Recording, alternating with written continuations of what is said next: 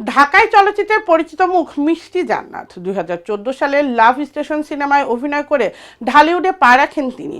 নায়িকা পরিচয়ের বাইরে মিষ্টির রয়েছে আরেকটি বড় পরিচয়। তিনি রাজধানীর সাফেনা মেডিকেল অ্যান্ড ডেন্টাল কলেজে পড়াশোনা করে ডাক্তার হয়েছেন।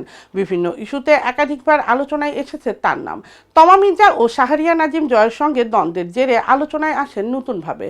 এর আগে বেশি আলোচনায় আসেন ঢালিউড সুপারস্টার সাকিব খানের তৃতীয় বউ হওয়ার গুঞ্জন নিয়ে। সম্প্রতি ঘটে যাওয়া সব বিষয় নিয়ে যুগান্তরের সঙ্গে কথা বলেছেন তিনি। সাক্ষাৎকারে নিজের ক্যারিয়ার, বিয়ে ও সাকিব খানকে নিয়ে তিনি কথা বলেছেন।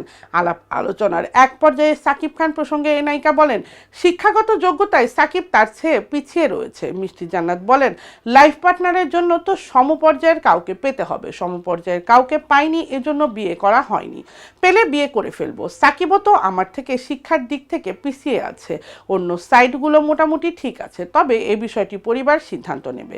এই অভিনেত্রী আরও বলেন, শুরু থেকেই গুঞ্জনের বিষয়টি এড়িয়ে যাওয়ার চেষ্টা করেছি, তবে এই ইস্যুতে যেমন ভাইরাল হয়েছি তেমনই সমালোচিতও হয়েছি। আগে যত মানুষ আমাকে চিনত না তার থেকে এখন বেশি চেনে, এখন আবার শত্রুও বেড়ে গেছে। অধিকাংশ মেয়ে ঈর্ষা থেকে শত্রুতা করছে, তবে ছেলেরা আবার ক্র্যাশ খাচ্ছে আর বলছে এতদিন এই সুন্দর মেয়েটা কোথায় ছিল। মিষ্টি জান্নাত বলেন, প্রযোজকরা সুন্দরী নায়িকাদের বিভিন্ন প্রস্তাব দেয়, প্রেমেরও শুরু করেন। আমি প্রস্তাবে রাজি হইনি, প্রেমও করিনি, ওই সব সিনেমায় কাজ বাতিল করে দিয়েছি। এগুলো যে শুধু মিডিয়াতে হয় এমন না, এগুলো অন্য সেক্টরেও হয়। যদি মেডিকেল সেক্টরের কথা বলি, আমি যখন প্রথম বর্ষে পড়ি তখন এক শিক্ষক রুমে জোরপূর্বক ডেকে নিয়ে প্রভাপুর একটি ভাইরাল ভিডিও আমাকে দেখিয়েছিল এবং খারাপ প্রস্তাব দিয়েছিল, আমি রাজি হইনি। ফলে আমাকে 3বার ফেল করানো হয়েছিল। এই ঘটনায় প্রিন্সিপালের কাছে নালিশও করেছিলাম, কোনো প্রতিকার পাইনি। শুধু তাই নয়, অন্য শিক্ষকরাও ডিস্টার্ব করেছেন, আমার পোশাক নিয়ে কটু কথা বলতো। এক শিক্ষক আমার ওয়াশরুমে ঢুকেও পড়েছিল। সম্প্রতি চিত্রনায়ক সাকিব খানের ক্যারিয়ারের 25 বছর পূর্ণ হলো। এই দিনটি ঘিরে অনেকেই তাকে শুভেচ্ছা জানিয়েছেন।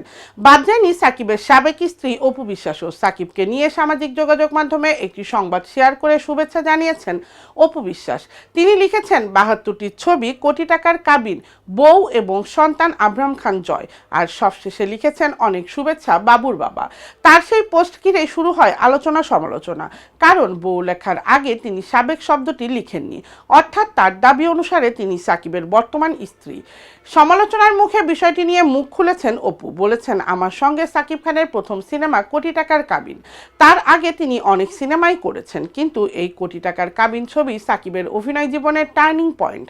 সাকিব খানের নায়িকা হিসেবে আমি সর্বোচ্চ 72টি ছবি জুটি বেঁধে অভিনয় করেছি।